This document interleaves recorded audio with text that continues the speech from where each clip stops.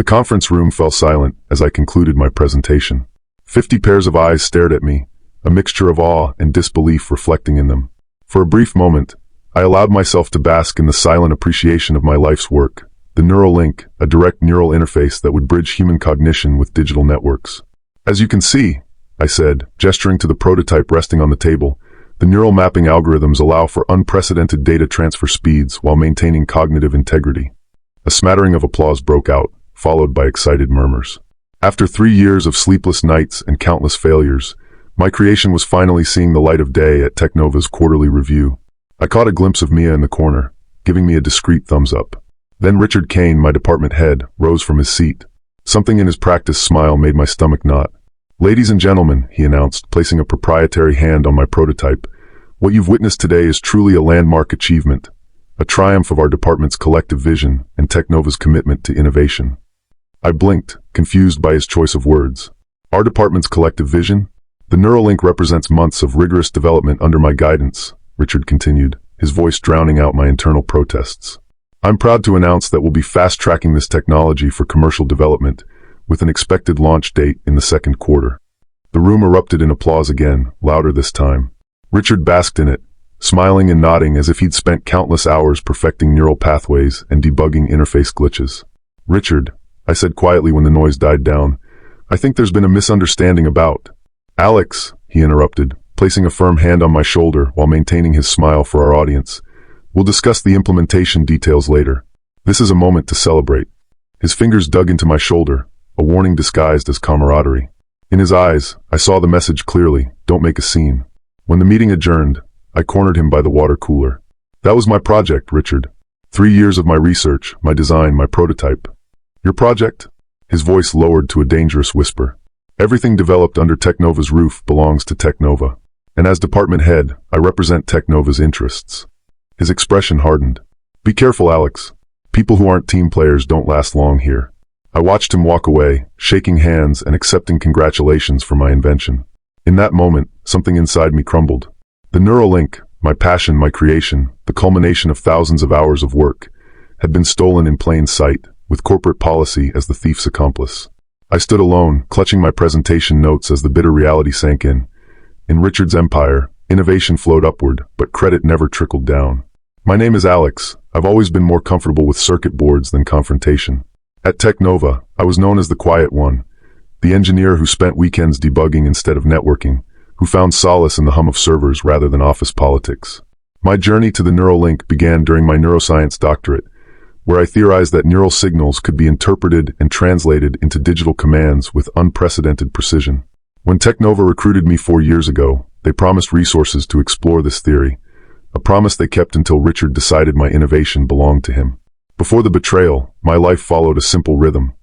Arrive at the lab by 7, work until security guards reminded me the building was closing, then continue sketches and calculations at my apartment until exhaustion won. I survived on convenience store sandwiches and the quiet conviction that I was building something revolutionary. "You're going to burn out," Mia told me one night, finding me asleep on my keyboard. As Technova's lead hardware engineer, she had recognized the potential in my early designs when others dismissed them as science fiction.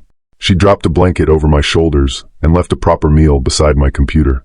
"Brilliant minds need fuel and rest, Alex." That was Mia, practical, protective, and the only person who understood both the technical complexity of my work and the depth of my devotion to it. While I lost myself in theoretical neural pathways, she grounded me with hardware considerations and occasional reminders to eat. The week after Richard's betrayal, I maintained a facade of cooperation. I continued documenting my research meticulously, backing up files to my personal drives each night, not out of paranoia, but because thoroughness was my nature. Every line of code, every circuit design, every test result cataloged with timestamps and development notes. "You're taking this remarkably well," Mia observed over lunch in the cafeteria, 3 days after the incident. I'd be raising hell. I shrugged, pushing salad around my plate. What would that accomplish? Richard has seniority, corporate backing, and a talent for making dissenters look unhinged. "So you're just giving up?" Her voice carried a challenge. "I'm assessing my options," I corrected her. "Outbursts are satisfying but ineffective. I need to be strategic." This measured response wasn't born of nobility. It was self-preservation. Growing up with parents who valued logical solutions over emotional expressions, I'd learned that patience often revealed paths that impulse overlooked. That evening, I watched Richard on the evening news, describing his neural interface technology to an impressed reporter. The camera panned to the Neuralink prototype, my prototype, as Richard explained features he barely understood. I didn't slam doors or break dishes.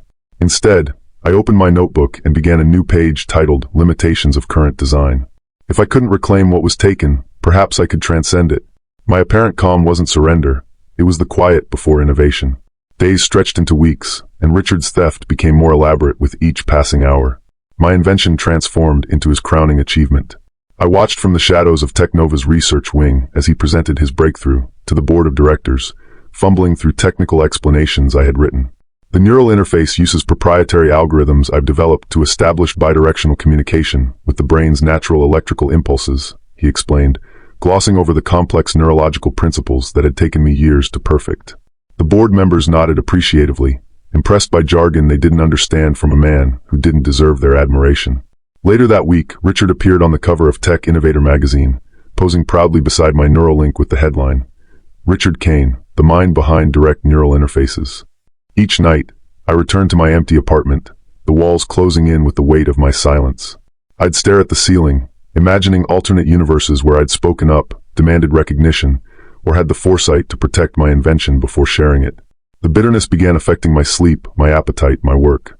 3 weeks after the theft, Mia found me in the lab, mechanically running diagnostics on a project I no longer cared about. Enough, she said, closing my laptop. This isn't you. What exactly isn't me? I asked, too tired to resist her intervention. This passive acceptance. She pulled up a chair. The Alex I know wouldn't let some corporate shark take credit for 3 years of brilliant work. What choice do I have? The company owns everything I create. She leaned forward, eyes intense. They own the Neuralink. They don't own your mind, Alex. And they certainly don't own what you haven't created yet. What are you saying? I'm saying let him have it, the current version anyway. A conspiratorial smile spread across her face. Then build something better. Something so revolutionary it makes the Neuralink look like a prototype. Which, by the way, it is. For the first time in weeks, I felt a spark ignite within me. The implantation method has always been problematic, I mused, my mind already racing with possibilities. Invasive procedures limit adoption. Exactly, Mia encouraged. What if you could achieve the same results non-invasively? That night, I filled my notebook with sketches of what would become Neuralink X. The original design required surgical implantation of a neural mesh, effective but invasive and expensive.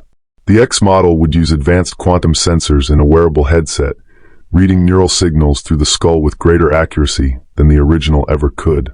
By dawn, I had the framework for something revolutionary. Not just an improvement, a complete reinvention that would make Richard's stolen technology obsolete. The specs for Neuralink X weren't just a new project, they were my declaration of independence. As the sun rose, casting long shadows across my desk covered in calculations, I felt something I hadn't experienced since the theft: purpose. Leading a double life requires impeccable time management. By day, I was the model Technova employee, arriving on time, completing assignments efficiently, and maintaining a facade of acceptance as Richard paraded my invention through corporate circles. By night, I transformed the basement of my apartment building into a workshop where Neuralink X took shape. The building manager, Mr. Patel, was surprisingly accommodating when I explained I needed space for a personal electronics project. Just don't blow up the building, he'd said with a wink, handing me the basement key. And maybe fix my router sometime. I converted the musty space into a functional lab, salvaged equipment from university surplus auctions, components ordered through various online marketplaces to avoid patterns, and computing power cobbled together from outdated servers I'd refurbished. Nothing cutting edge, but ingenuity often thrives under constraints. The first challenge was developing quantum sensors sensitive enough to read neural activity through the skull. Conventional methods required direct contact with brain tissue, the very invasiveness I aimed to eliminate. It's like trying to hear a whisper through a wall, I explained to Mia during one of our clandestine brainstorming sessions. She'd become my sounding board, visiting the basement lab after her shifts at Technova. Then we need better ears, she replied, sketching a modified sensor array on my whiteboard. Her hardware expertise complemented my neural mapping algorithms perfectly. 3 months in, disaster struck. My prototype sensor array overheated during testing, destroying weeks of work and nearly setting fire to my workbench. Maybe this is impossible, I muttered, surveying the melted components. Mia picked up the charred circuit board. Or maybe we're approaching it wrong. What if we distribute the sensors instead of concentrating them? That setback led to our breakthrough, a distributed quantum sensor network that could collectively gather neural data while individually operating at lower, safer temperatures. The headset design evolved from bulky and uncomfortable to an elegant band with processing nodes disguised as design elements. By month 5, I had a working prototype that could interpret basic neural commands. I recorded myself moving a cursor across a screen using only my thoughts, the headset translating neural impulses into digital instructions with millisecond response times, twice as fast as the original Neuralink. The true victory came in month 6. After refining the algorithms and miniaturizing the components, I slipped on the sleek headset and initiated the full neural integration test. Not only could I control digital interfaces with my thoughts, but I could also receive data directly into my visual cortex, creating an augmented reality overlay visible only to my mind. I removed the headset, hands trembling with exhilaration. Neuralink X wasn't just an improvement on my stolen invention, it was a quantum leap beyond it. Richard's breakthrough was already obsolete, and he didn't even know it. That night, I allowed myself a rare moment of satisfaction. The basement lab, once a refuge of desperation, had become the birthplace of revolution. "You can't just keep this in a basement," Mia said, pacing the confined space of my underground lab. "The world needs to see Neuralink X, and more importantly, Richard needs to see it. I can't exactly march into Technova and announce I've built a superior version of the technology he stole," I replied, carefully placing the headset in its protective case. Mia stopped pacing. "No, but you can launch it yourself. Crowdfunding." I looked up. "That's actually brilliant. Crowdfunding would allow me to bypass traditional corporate channels, validate the concept through public interest, and establish a clear timeline of development, all while remaining independent of Technova's claims on my intellectual property. We'd need to be careful," I mused. "Richard can't know it's me until everything's in place." "Then become someone else," Mia suggested with a sly smile. Thus, Dr. Morgenstern was born, a fictional independent researcher with a background in neural engineering. I created a detailed digital footprint, a professional website, scholarly profiles citing legitimate research in the field, and social media accounts carefully aged to appear authentic. Creating the campaign involved translating complex neurotechnology into compelling content for the general public.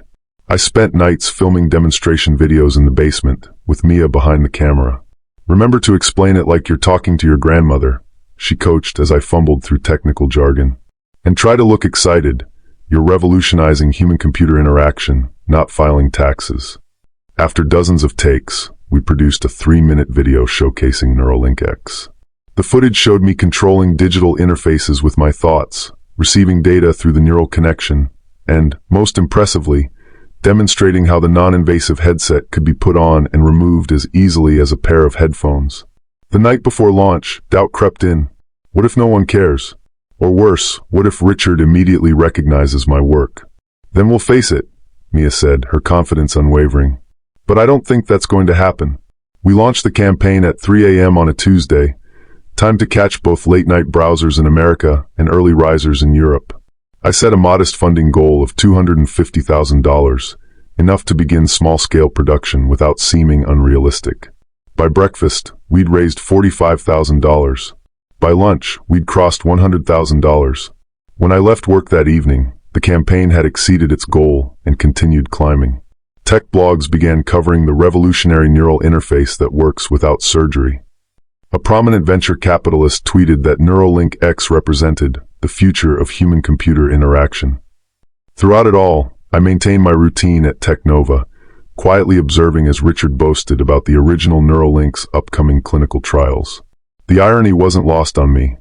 While he prepared to surgically implant yesterday's technology, thousands of people were pledging money to make his approach obsolete.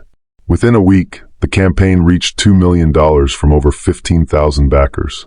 Dr. Morgenstern was being hailed as a visionary, while I, the actual creator, sat in meetings taking notes on Richard's directives. The chess pieces were in position. I just hadn't anticipated how quickly the endgame would arrive. The inevitable confrontation came on a Tuesday morning. I was reviewing test data at my workstation when Richard appeared, gripping his tablet like a weapon. My office. Now. His voice was controlled but tight with barely contained fury. Inside his glass-walled office, he slid the tablet across his desk. On the screen was the Neuralink X campaign page, over $3 million raised, and technology blogs ablaze with comparisons to Technova's outdated neural interface. Care to explain this, Alex? Richard's practiced smile had vanished. This, Dr. Chin, seems remarkably familiar with our proprietary technology. My heart raced, but years of preparation steadied my voice. It does look impressive. Non-invasive neural mapping is quite an advancement. Don't play games. He leaned forward. This is clearly your work.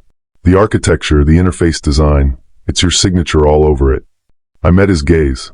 You're right about one thing. It is my work. Neuralink X was developed entirely on my own time, using my own resources in my own space. Not a single component was designed on Technova property. His face flushed. That's irrelevant. Your contract clearly states any related innovations. Our Technova property, if developed using company resources or during company time. I finished for him. I've read my contract thoroughly, Richard. Neuralink X shares no code, no schematics, and no components with the original design. It's a completely different approach to the same problem. No one will believe that. He scoffed. Our legal team will shut this down by the end of the week. I reached into my bag and placed a thumb drive on his desk. This contains timestamped development logs, material purchase receipts, and video documentation of the entire engineering process, all outside Technova facilities, all during my personal time. I've been meticulous. His eyes narrowed. You planned this. I innovated, I corrected. Just as I did with the original Neuralink, the one you claimed credit for. Richard's threat to involve Technova's legal department wasn't idle. 2 days later, I received a cease and desist letter alleging intellectual property theft.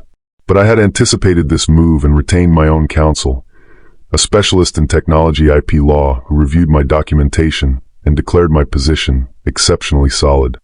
The legal battle lasted 3 months. Throughout the proceedings, I maintained my professional demeanor at Technova, even as tensions grew unbearable. My documentation proved crucial, especially when Richard claimed I must have used company resources for such sophisticated development. The turning point came when my lawyer presented video evidence of the basement workshop alongside receipts for every component. The judge, visibly impressed by my thoroughness, ruled that Neuralink X was indeed developed independently. As word spread of Richard's failed lawsuit, Technova's board launched an internal investigation into his management practices. Former team members came forward with similar stories of appropriated credit. Within weeks, Richard was asked to resign. I received the news while finalizing production plans for Neuralink X. The sweet taste of vindication was tempered by the knowledge that justice hadn't come through vengeance, but through methodical preparation and unwavering conviction in my own capabilities. The day after Richard's resignation, I submitted mine. The boardroom fell silent as I explained my decision. Neuralink X has over 20,000 backers waiting for delivery, I said. I'm afraid I can't fulfill those orders while maintaining my responsibilities here. Technova's interim director leaned forward. We could acquire your project. Bring it in-house. I smiled politely. I appreciate the offer, but I've decided to launch my own venture. Walking out of Technova's glass towers for the last time felt like shedding a skin that had grown too tight. Mia joined me 2 weeks later, after negotiating an amicable departure that allowed us to maintain professional relationships with our former employer. Neurotech Innovations, she announced, unveiling the sign for our new office space, a converted industrial loft that dwarfed my basement workshop. How does it feel to be a CEO instead of an employee? Terrifying, I admitted. Exhilarating too. The transition from engineer to entrepreneur came with a steep learning curve. I understood neural interfaces, venture capital, and supply chain management were foreign territories. But the same methodical approach that had built Neuralink X served me well in building a company. We assembled a team of 12 brilliant minds who believed in our vision of accessible neural technology.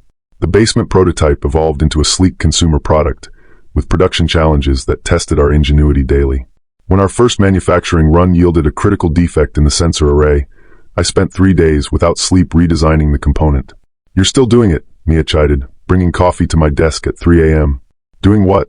Working like you're trying to prove yourself. You already won, Alex. She was right, but old habits die hard. The drive that had pushed me to reclaim my stolen innovation was now channeled into ensuring Neuralink X exceeded every promise we'd made. 6 months after leaving Technova, I stood backstage at the Consumer Electronics Show, clutching the production version of Neuralink X. The headset was a far cry from the original Neuralink, elegant, non-invasive, and twice as powerful. Through the curtain, I could hear the buzz of anticipation from a packed auditorium. "Ready?" Mia asked, adjusting my collar.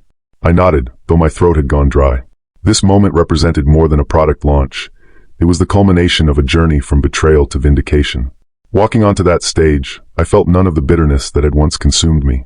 Instead, I felt gratitude for the adversity that had pushed me to create something better than I'd originally imagined.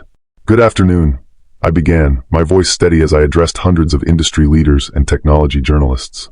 "I'm Alex Chun, founder of Neurotech Innovations. Today, I'm going to show you how we're making direct neural interfaces accessible to everyone." As I demonstrated Neuralink X, controlling the presentation with thoughts alone while the audience gasped, I caught sight of a familiar face in the crowd. Richard Kane sat in the back row, watchful and grim. I didn't acknowledge him. He belonged to a chapter already closed. Instead, I focused on the future I was building, one where innovation thrived not despite obstacles, but because of them.